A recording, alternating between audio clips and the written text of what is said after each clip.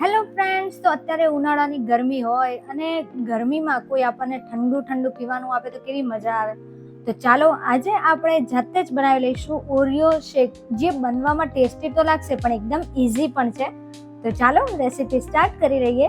તો સૌથી પહેલા અહીંયા મેં આ રીતના એક મિક્સી જાર લઈ લીધું છે અને એની અંદર મેં ઓરિયોનું મોટું પેકેટ આવે છે એમાંથી અડધું જ લીધું છે, એટલે કે 6 જેટલા બિસ્કિટ મેં લીધા છે. તો અહીંયા જો પહેલા હું તમને આ 4 બિસ્કિટ બતાવું છું, પણ આ રીતના મેં અહીંયા 6 બિસ્કિટ લીધા છે. આ 20 વાળું પેકેટ છે, તમે 10 વાળું પેકેટ લ્યો ને એટલે તમે એમાંથી 2 થી 3 ગ્લાસ ઓરિયો શેક બનાવી શકો છો ઇઝીલી. તો અહીંયા જો આપણે 6 બિસ્કિટ લઈ લીધા છે, ક્રીમ સાથે જ લેવાના છે. એને પહેલા આપણે ગ્રાઇન્ડ કરી લઈએ. હા, હું આ રીતના મિક્સરમાં બનાવું છું ને એટલે પહેલા મેં એને ગ્રાઇન્ડ કરી લીધું છે. જો તમારી પાસે સાદું મિક્સચર હોય ને તો તમે દૂધ ને બધું ભેગું જ એડ કરી શકો છો, પણ અહીંયા સૌથી પહેલા આપણે આ રીતના આનો પાવડર બનાવી દઈશું ને તો વચ્ચે વચ્ચે થોડો ક્રંચ નહીં આવે અને એકદમ સ્મૂથ એવું આપણો ઓરિયો શેક છે એ રેડી થઈ જશે. તો અહીંયા જો આપણે બિસ્કિટ છે એનો ભૂકો થઈ અને રેડી થઈ ગયો છે. હવે આમાં આપણે અહીંયા મેં મોટો ગ્લાસ પહેલા તો દૂધનો લીધો છે. પહેલા હું આટલું જ દૂધ લઉં છું, કારણ કે આપણે જ્યારે વધારે દૂધ એડ કરી દઈએ છીએ તો મિક્સચરમાંથી બહાર આવવાનો પ્રોબ્લેમ રહે છે, એટલા માટે સૌથી પહેલા આપણે થોડું દૂધ લેવાનું છે. હવે અહીંયા મારી પાસે પાછળથી કિટકેટ ચોકલેટ આવે ને એટલે મેં દૂધ સાથે એડ કરી છે. બાકી તમે એને જ્યારે ઓરિયોનો ભૂકો કરો ને બિસ્કિટનો એની સાથે જ એડ કરજો, પછી એને ગ્રાઇન્ડ કરજો. હવે આમાં એડ કરી દીધી છે આપણે દૂધના ભાગની ખાંડ અને અહીંયાથી મેં ઉપરથી એડ કરી છે ચોકલેટ સિરપ, જે હર્શીનું સિરપ આવે છે એ. તો હવે આપણે એડ કરવાના છીએ, કોઈ પણ શેક બનાવો ને એનો મેઇન ઇન્ગ્રીડિયન્ટ તો એ છે આઈસ્ક્રીમ. અહીંયા મેં વેનીલા આઈસ્ક્રીમ લીધો છે, બાકી જો તમારી પાસે ચોકલેટ આઈસ્ક્રીમ હોય ને તો તમે એ યુઝ કરજો, ઓર સરસ ટેસ્ટ આવશે. અને હા, કોઈ પણ શેક બનાવો ને ત્યારે આઈસ્ક્રીમ ચોક્કસથી એડ કરજો. એનો ટેસ્ટ અને એની જે ક્રીમીનેસ છે ને એ સૌથી વધારે આઈસ્ક્રીમના કારણે જ આવે છે.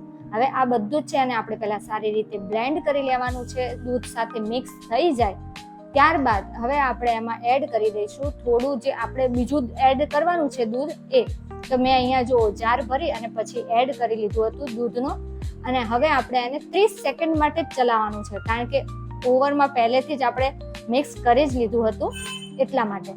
તો આપણું જે ઓરિયો શેક છે રેડી થઈ ગયો છે. તો એને સર્વ કરવા માટે અહીંયા હું જે કાચનો ગ્લાસ છે એને આ રીતે ચોકલેટ સિરપથી ગાર્નિશ કરું છું. એકદમ સુપર લુક આવે છે અને જોવાવાળા છે અને પીવાવાળા છે ને એને પણ ખૂબ જ મજા આવી જશે જોઈને જ કે ચાલો પી લઈએ. તો જો સૌથી પહેલા આપણે ગ્લાસ છે એને આપણે ચોકલેટ સિરપથી ગાર્નિશ કરી દેવાનો છે, એટલે દેખાવમાં જ એટલો સરસ અને ચોકલેટનો પણ ટેસ્ટ આવી જાય. તો સૌથી પહેલા મેં અહીંયા ગ્લાસ છે એને ગાર્નિશ કરી દીધો છે ચોકલેટ સિરપથી. હવે આપણે એમાં એડ કરીશું જે આપણે બનાવ્યો છે ઓરિયો શેક એ. તો જો એકદમ સરસ એવો ચોકલેટી ઓરિયો શેક. તો હવે આપણે ઉપરથી પણ ગ્લાસને ગાર્નિશ કરીશું, જેના માટે મેં એડ કર્યો છે આઈસ્ક્રીમ, જે વેનીલા આઈસ્ક્રીમ આવે છે એ આપણે થોડો એડ કરીશું. હવે અહીંયા જ્યારે હું ઓરિયો શેક બનાવવા માટે ઓરિયો બિસ્કિટ લેતી હતી ને ત્યારે મારા બાળકો છે ઓરિયો બિસ્કિટ ખાઈ ગયા, પણ એક બિસ્કિટ એ મેં બચાવીને સંતાડીને રાખ્યું હતું, તો એનો મેં અહીંયા હાફ ટુકડો મૂકી દીધો છે. એક ઓરિયો બિસ્કિટમાંથી 2 બિસ્કિટના આપણે ગાર્નિશ કર્યું છે. પછી એક કિટકેટ ચોકલેટ જે હતી એનો પણ ટુકડો લીધો છે અને ઉપરથી એડ કર્યું છે હર્શી ચોકલેટ સિરપ, જેના લીધે ટેસ્ટ અને લુક એકદમ સરસ આવે છે.